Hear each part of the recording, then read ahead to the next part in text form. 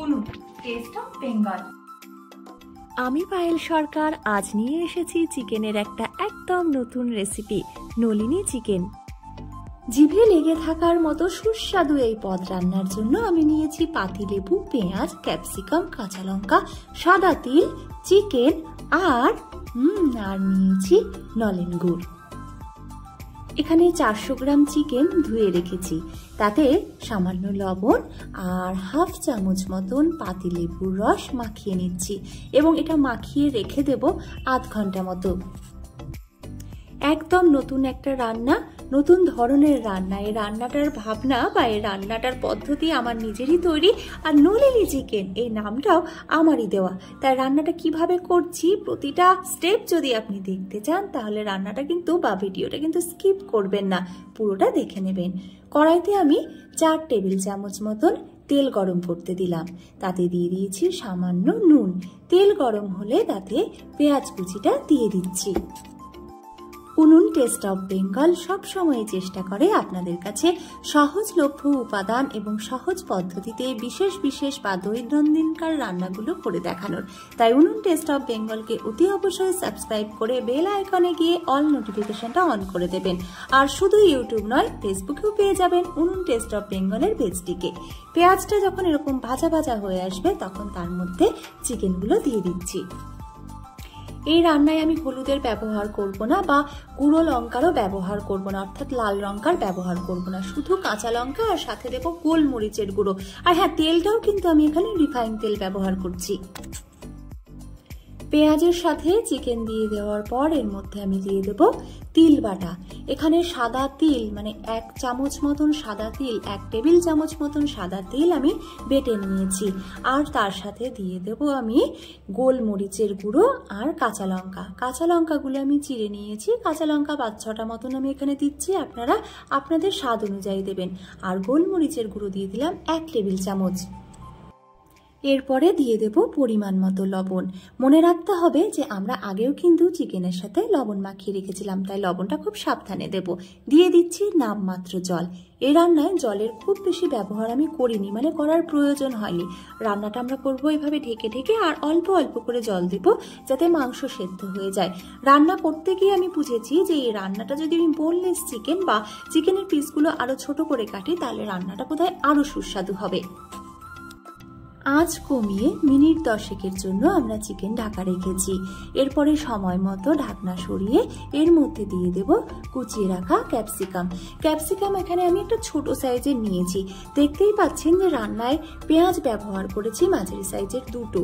আর অন্য কোনো মশলা যেমন ধরুন জিরে, ধনে, রসুন, আদা, যেগুলো ছাড়া আমরা মাংস রান্না ভাবতেই পারি না, সেসব কোনো কিছুর কিন্তু ব্যবহার এই রান্নায় হয়নি। সাদা তিল, নলেন গুড় এইসব দিয়ে আবার মাংস, আপনার কি একটু খটকা লাগছে মনে? হ্যাঁ, আশাটা তো স্বাভাবিক, আমার মনেও না এটা ছিল যে কিরকম হবে রান্নাটা। কিন্তু যখন রান্নাটা করলাম এবং খেলাম, অন্যরা খেলো, তারপরে যে প্রশংসাটা পেলাম তাতে ভাবলাম যে এই রেসিপিটা আপনাদের সঙ্গে কিন্তু ভাগ করে নিতেই হয়। শীতকাল মানে কিন্তু নলেন গুড়, জানেন তো, নলেন গুড়ের সন্দেশ, নলেন গুড়ের পিঠে পুলি এসব তো আছেই। আসলে আমি মিষ্টির থেকে নোনতা ঝাল স্বাদটা বেশি পছন্দ করি, আর চিকেন আমার খুব প্রিয়, তাই ভাবলাম নলেন গুড়টাও তো আমার প্রিয়।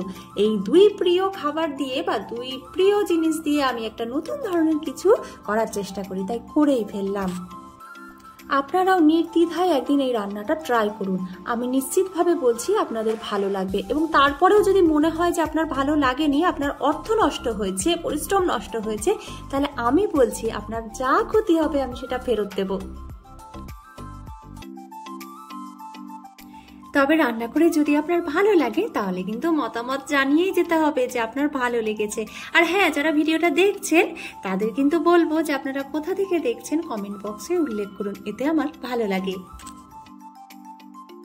সামান্য পাতিলেবুর ফ্লেভার আর একটু টক টক স্বাদ, সাথে গোলমরিচ, কাঁচা লঙ্কার ঝাল, আবার তার সাথে নলেন গুড়, সব মিলে না রান্নাটার একটা ভিন্ন স্পেশাল স্বাদ হবে। আর সাথে ক্যাপসিকাম আর পেঁয়াজ কুচি সব মিলে যেন মনে হচ্ছে একটা চাইনিজ আর ইন্ডিয়ান ডিশের মাঝামাঝি কিছু হতে চলেছে। প্রায় 20 মিনিট হতে চলেছে আমাদের রান্না শুরু করা। এখন আমি এর মধ্যে নলেন গুড়টা মিশিয়ে নেব। এখানে আমি 400 গ্রাম মাংসের জন্য 4 টেবিল চামচ নলেন গুড় দিচ্ছি। এই নলিনী চিকেন রুটি ও পরোটার সাথে খুব ভালো লাগবে। তবে শুধু রুটি পরোটা না, আমার মনে হয় যে আপনি কিন্তু স্টার্টার মেনু হিসেবেও এই রান্নাটি বা এই পদটি পরিবেশন করতেই পারেন। বাড়িতে অতিথি এলে এই রান্নাটা বা এই চিকেন অর্থাৎ নলিনী চিকেনকে আপনারা পরিবেশন করুন স্টার্টার মেনু হিসেবে, অতিথি কিন্তু খুব খুশি হবে। তবে স্টার্টার মেনুতে রাখলে এটা একদম শুকনো শুকনো রাখবেন, আর যদি রুটি পরোটার সাথে খান তাহলে সামান্য গ্রেভি রাখতেই পারেন। নলেন গুড় দেওয়ার পর আমরা আরো কিছুক্ষণ, আরো 5 থেকে 7 মিনিট মতো রান্না করে নেব।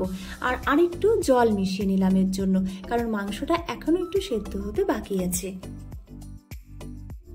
আপনারাও যদি এরকম ইউনিক বা আপনাদের কোনো স্পেশাল রেসিপি আমাকে শেখাতে চান বা আমার সাথে শেয়ার করতে চান, তাহলে সেটাও কিন্তু কমেন্ট বক্সে জানাতেই পারেন।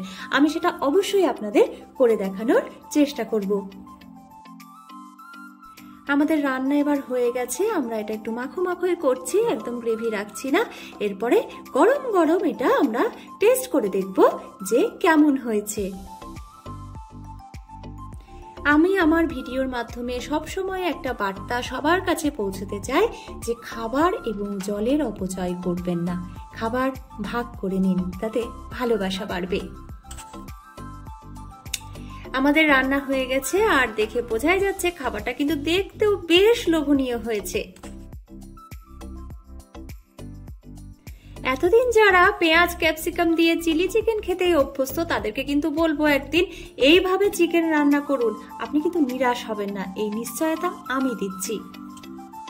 খুবই কম উপাদান বা উপকরণ, খুব কম সময় এবং কম পরিশ্রমে এত সুন্দর, এত ইউনিক একটা রেসিপি হতে পারে, এই রান্নাটা না করলে আমি বুঝতেই পারতাম না। তাই বারবার আপনাদের বলছি, একদিন এই রেসিপিটা আপনারা অতি অবশ্যই ট্রাই করুন। রান্না হয়ে গেছে, এবার এরপরে আমি এর উপরে, এই চিকেনটার উপরে ছড়িয়ে দিচ্ছি আরো 1 থেকে 1.5 চামচ মতন নলেন গুড়। আর দেখে নিই যে মাংসটা সেদ্ধ কিরকম হয়েছে। আপনারা দেখে বুঝতেই পাচ্ছেন যে মাংসটা কত সুন্দর সেদ্ধ হয়েছে। ব্যাস, তাহলে আর কি, এবার খাওয়া। আর খাবার পর বলতেই হচ্ছে এর স্বাদের ভাগ হবে। যারা ভিডিওটা এতক্ষণ দেখলেন তাদের জানাই অনেক ধন্যবাদ। আপনারা সুস্থ থাকুন, ভালো থাকুন, আনন্দে থাকুন। আপনাদের জন্য রইল এই শুভকামনা।